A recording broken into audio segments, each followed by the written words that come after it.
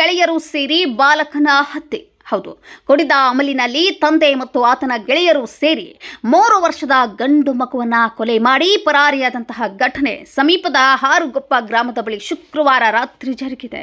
ಬಿಹಾರ ಮೂಲದ ಕಾರ್ತಿಕ್ ಮುಖೇಶ್ ಮಾಜಿ 3 ವರ್ಷ ಕೊಲೆಯಾದ ಬಾಲಕ ಎಂದು ತಿಳಿದು ಬಂದಿದೆ. ಗಂಡ ಹೆಂಡತಿಯ ನಡುವೆ ವೈಮನಸ್ಸಿದ್ದು ತಾಯಿ ಅಡುಗೆ ಮಾಡುವಾಗ ಒಲೆಯಲ್ಲಿರುವ ಬೆಂಕಿಯ ಕಟ್ಟಿಗೆಯನ್ನು ತೆಗೆದುಕೊಂಡು ತಲೆಗೆ, ಬೆನ್ನಿಗೆ, ಕೈಗಳಿಗೆ ಹೊಡೆದ ಪರಿಣಾಮ ಬಾಲಕ ಸ್ಥಳದಲ್ಲಿಯೇ ಮೃತಪಟ್ಟಿದ್ದಾನೆ. ಘಟನಾ ಸ್ಥಳಕ್ಕೆ DYSP doctor Veeraiah Hiremath, Nesargi CPI Gajanan Nayak, PSI Wahid Yadwad ಭೇಟಿ ನೀಡಿ ತನಿಖೆ ಕೈಗೊಂಡಿದ್ದಾರೆ.